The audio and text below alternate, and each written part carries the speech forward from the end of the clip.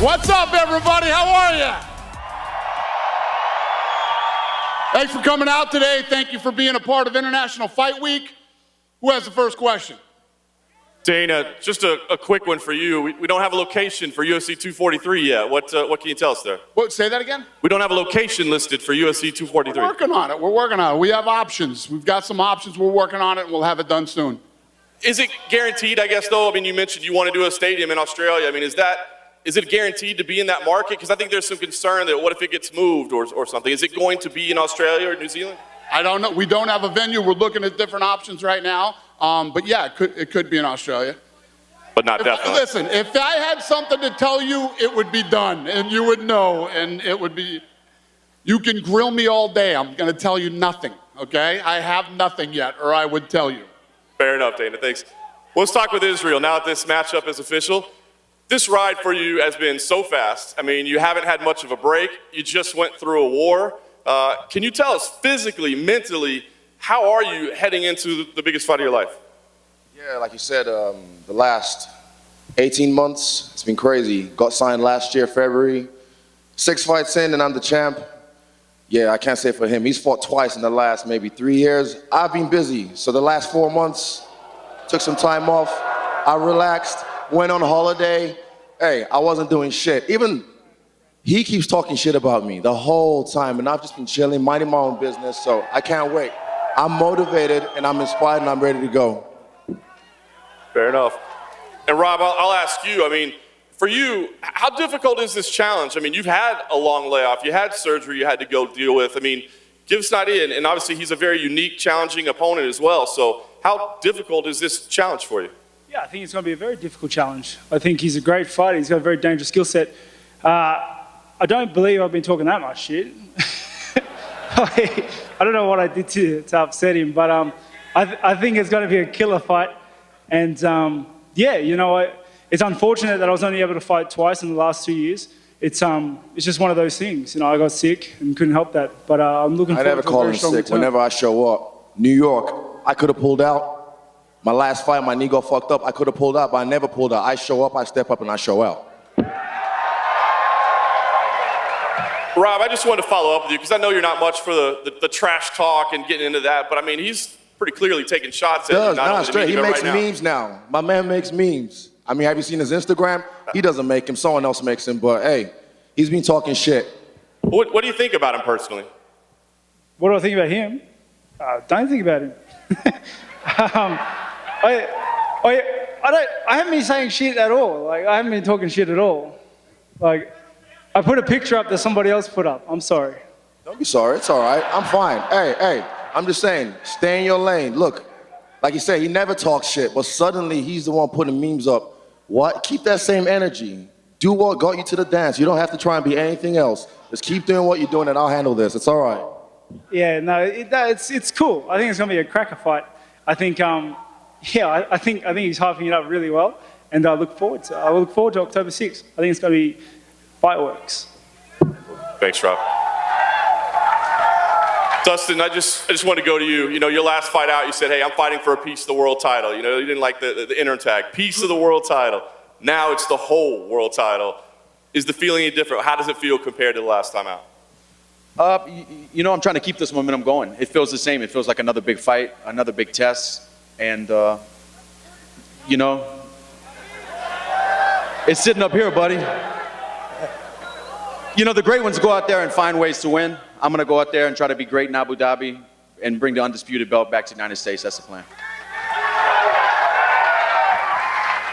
Dustin, nobody's found a way to beat Khabib, obviously. He's got this amazing undefeated record. I mean, when you look at him, what do you think it takes to beat Khabib Nurmagomedov?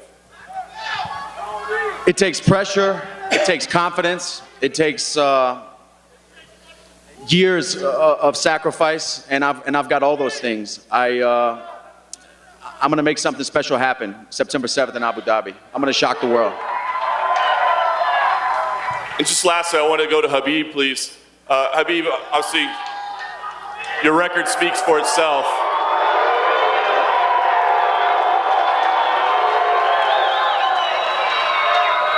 Give us an idea of your thoughts on Dustin. Where does he rank as an opponent in terms of the biggest challenges of your career. How difficult is this fight with Dustin Poirier? What's up, guys?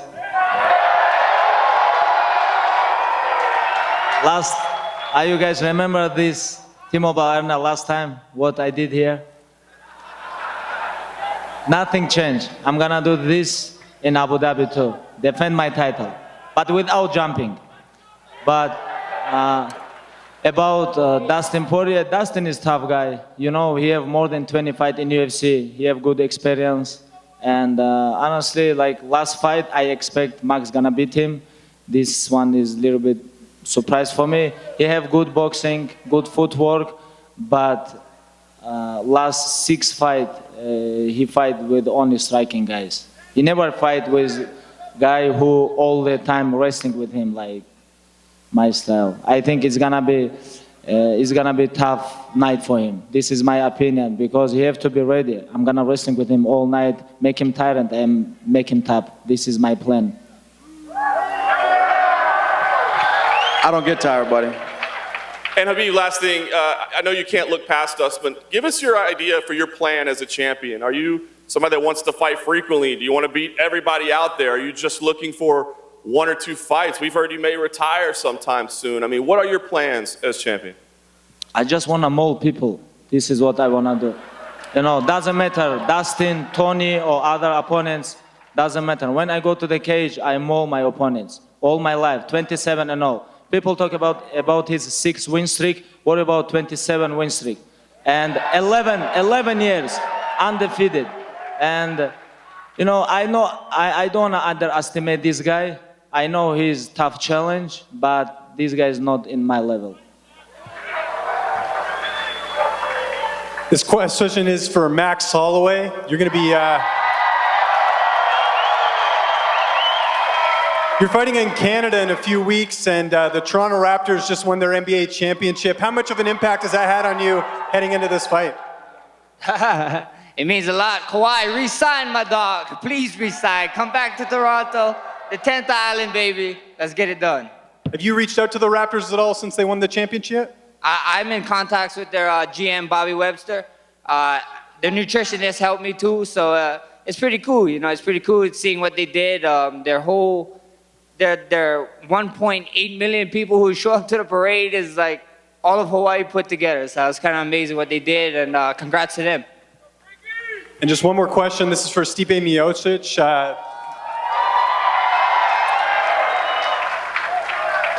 You're getting the rematch you wanted. There was some uncertainty whether you'd get this with Brock Lesnar entering the equation.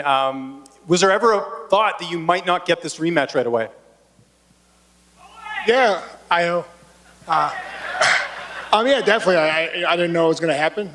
You know, but honestly, this year's been great. Got to relax, let my body rest, get my mind right, and I got to hang out with my daughter, watch her grow up. You know, couldn't complain. So I'll be out here now, and can't wait for August 17th.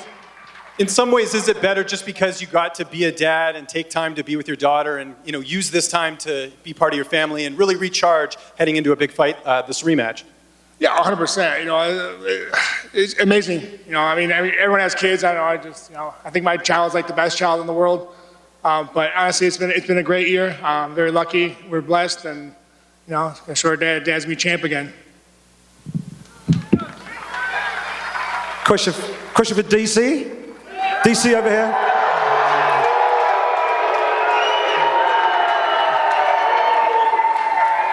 Mr. Cormier, they say that no 2 fights are the same. Obviously, you're looking for the same result second time around. How's this one going to be different when you face Stipe second time around? You know, when I was getting ready to fight with Lesnar and Stipe was just kind of like putting up those random pictures of him punching me, I just was like, well, you know, obviously I got the last punch, or like 5 or 6, but I understand that he's gonna be better, but I just, when I think about the fight and the little bit of time that we fought before, it's just, I just don't think he's good enough to beat me. I mean, I just don't. You know, I think he's a good champion. I think he's a good fighter. I just don't think he's good enough to beat me. And whether it's 25 minutes or 2 rounds, I'm still gonna win the fight. Question for Stipe, obviously, after that. Could we get a response to that? And also, what are you going to do differently to make sure that history doesn't repeat itself? I mean, I don't know. I mean, you just said it right there. I'm not good enough. You know, I'm a good fighter, but not to his level. We'll definitely see August 17th. Trust me, lots changed. Got my mind right. Where you know, I'm walking out with the belt wrapped around my waist, no question. Question for Frankie. Frankie, you've been in this game a long time. You know, everybody in this building knows everything you've achieved so far. And this is a legacy fight for you. This is potentially 2 weight classes. This is such a huge thing for you. What would a win over Max mean for your overall legacy? I mean, I think it'd be the cherry on top. You know, what I've done in my career kind of speaks for itself, but I'm not satisfied. You know, I want to go out as a champion and another time. And, you know, there's the opportunity, and I know what's at stake, so I got to make the best of it. Last one from me is for Max. Max, you're facing a guy who, in many ways, some of his skills are kind of similar to yours. You outwork your opponents, you wear them down, you grind them down. Frankie's made a career out of doing pretty much the same thing and at a higher weight class. What's going to be the difference maker when you get in there with him on fight night? We're going to find out July 27th. Tune in, live on pay-per-view, guys. Don't miss it. Mr. White down in front. Hey, this is the first international fight week that I can remember in a long time that's only had 1 event, not 2, not 3 events. How do you like that? That's only had what? One fight instead of having a couple different events. Normally you have, like, used to have the Ultimate Fighter finale and then the pay-per-view. You'd have 2 or 3 fights. Okay. Got it. Do you like it better just having the 1 event, or could we ever see multiple events on the National Fight Week? We see multiple events. I think it just worked out that way this year. And obviously, we haven't started the Ultimate Fighter back up yet, but we will soon. Yeah. Also, we've seen kind of a shift away from the traditional fan expos in favor of International Fight Week. What's the feedback been like? That seems like it's a pretty good turnout this year. Yeah, no, International Fight Week's always fun, man. I mean, there's so many fighters in town that aren't fighting, you know, just hanging out, signing autographs, or at the different functions that we have going on. I think for the fans that come in, it's fun. I think it's a good time. You get to interact with all the, you know, all the big stars, not only now, but from the past, too. So it's awesome. Could we ever see an event maybe where all the Fight Week sort of events leading up to the weekend are centrally located again, like the fan expos, like maybe at the Apex, now that you have that available? Yeah, hey, that's a good idea. Yeah. I bet the fans would love to see the UFC Apex. Yeah, I like that idea. Yeah. Well, thank you. Stipe, how's it going, man? You've been out for a little bit. Obviously, you were trying to get this rematch, so congratulations on the opportunity to reclaim the title.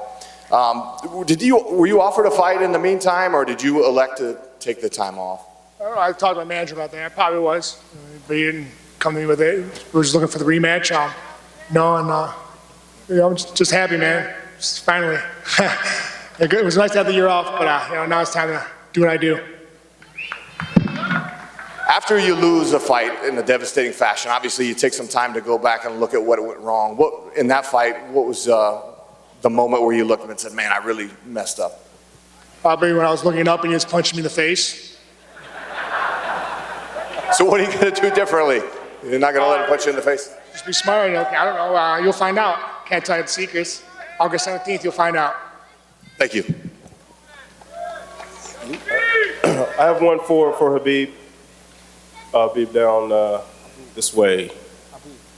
UFC 229 was obviously a very ugly build-up. Now you're facing someone who has you two have a lot of mutual respect. Is this giving you a sense of relief, and also that it's going to be in what should be friendlier territory in Abu Dhabi? Doesn't matter, Abu Dhabi or Vegas, Octagon is always my territory. This is what I think. Like Abu Dhabi is a great place. Like I've been like Europe, USA, Brazil, Canada, like everywhere, Russia, Turkey. Like Emirates is most safe place in the world. I know this. And like people talk about Abu Dhabi because they living all Muslim people there. That's why they call this my territory. I don't think I think in Abu Dhabi have a lot of Dustin fans too, you know. But this is not make sense, you know. It's my job is like when cage close, it's like nobody help us, like no corners, no fans, like me and him only, you know. It's like I'm focused on me first. And October 7, September 7, I'm gonna focus on him. One more for Daniel Cormier. So DC, obviously you were holding out hope for Brock Lesnar. Now that you're rematching someone that you finished very quickly, do you feel any disappointment in that? No, you know, this is the deal. Like, when I fought Stipe last time, right afterwards, even though Brock and I did the whole pushing and shoving and the wrestling thing, I said if Brock couldn't fight, I would fight Stipe. I always said that. And then whenever Brock decided he was done fighting, Dana said, you know, how about Stipe? I said, okay. You know, because I've always said, the guy did some great things when he fought and defended the heavyweight title, so he would get a rematch if I didn't get to fight Brock. Now, would I have preferred to see him fight again since the last time? Yes, but he didn't choose to fight for the last year, and it paid off for him, and he gets a rematch. He gets a chance to fight me again, and it's going to be the same result. Yeah, Daniel, just down in front. Just to build on that, what's the retirement plan now? Because this time last year, you said you would be done. You know, I was anticipating fighting in March, and then kind of being done with this, but in December, my back, you know, when I fought Derek Lewis in New York, they called me, Dana called me about a month maybe before the fight. They said, can you fight? And I said, well, you know, just depends on how much I'm getting paid. He said, okay, you getting paid? So I went and I fought, and in the morning of the fight, I sneezed, and I blew my back out. I didn't realize how bad it was. I had a bulging disc in my back that was sitting on my sciatic nerve, so I ended up having to have surgery in December. So I wasn't necessarily waiting on Brock Lesnar, I was recovering. And now I get to fight Stipe, you know, so I'm just old, man. Old men sneeze and blow out their back. I hate Max Holloway. Why'd you sit me next to Max? All he does is make fun of me. Did you guys not hear what he just said? He said he sneezed and he threw out his back. It happens to old men, man. I'm 40 years old, you know, so it doesn't matter, though. I'm going to still win the fight. After that, maybe if you're victorious, would you consider a trilogy with John Jones? He's been talking about it this week a lot. So, this is the thing about a fight with Jones and I. It can always happen. You know, it can happen whether it's here, whether it's in an octagon. It may happen in the back when I'm leaving the building. It just always happens, you know, so neither him nor I ever shy away from the opportunity to punch each other in the face. So when I'm done with Stipe and Dana opens up the book and goes, this is what you guys are getting paid, then you guys may get a third fight. But ultimately, that's what's going to determine it. Israel, after your last fight, Rob said he thought he saw holes in your game. Do you see the same in him? That's like a cliche line. There are also holes in this game. I mean, everyone says that, but when you jump in the hole, it's too late. You realize it's a trap. And for him, I say offensively, he's got good blitz. I mean, look at his last few fights. He's had 2 fights, 5 rounds with old Romero. Gets dropped in his ass every single time. So I see a lot of holes in this game as well. He gets rocked.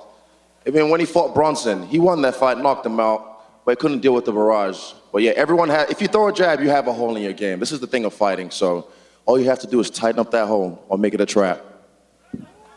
Great stuff. Just one last one, Max. I think it was about a week ago, you set the world the challenge, the bottle cap challenge. Where did that come from? And whose have you liked the best so far? Yeah, you know, a great magician. Not gonna tell you guys his tricks. I'm just joking. Shout out to my man Earlson, John Mayer.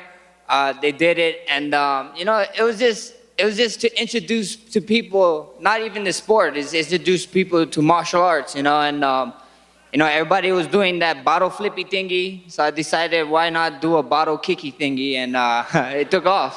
That was cool.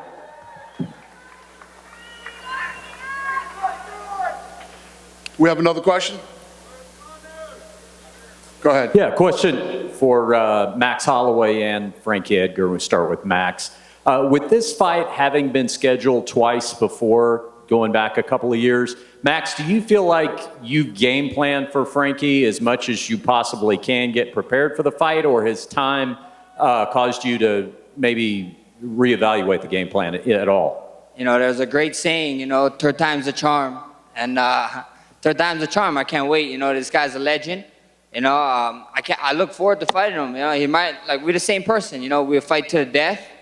And, you know, I don't want to fight him to the death. I don't want him to die. We probably should be friends after the fight. You know, him and his team is cool, so it's cool. I'm excited. Frankie, could I ask you that same question as far as the game plan goes?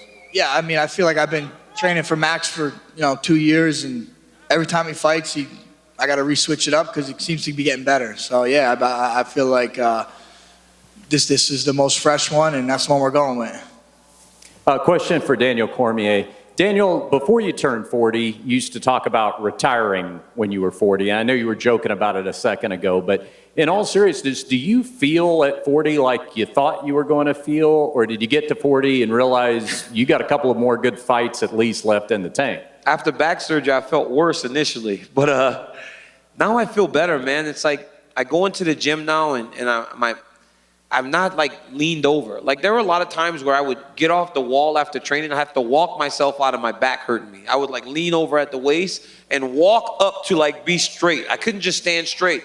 But now that I got this thing fixed and my training's going well, I feel better than ever. You know, and I feel like I'm gonna be able to show that on August 17th. I thought last fight went well. I mean, obviously you'd think it would go as good as it could, but I think I'll show an even better version of myself in Anaheim.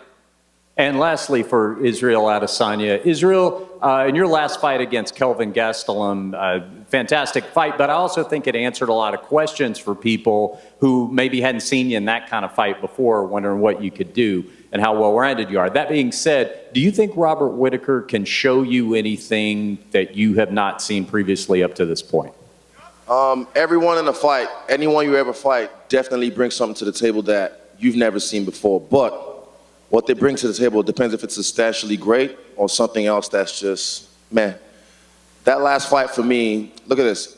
You think you have a limit.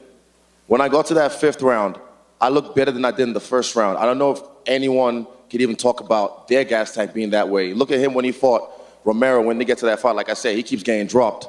My ass never hit the ground once. When I got rocked, I came back like a champion. I dropped him like 4 or 5 times. So I know where my limit is, and I push past it. And guess what? It's still infinite. We always have another plateau to go. So, hey, I'm not going back there anymore. I'm going to make this one quick, like he said. Question for Habib. I'm going to ask in Russian, and then I'm going to translate.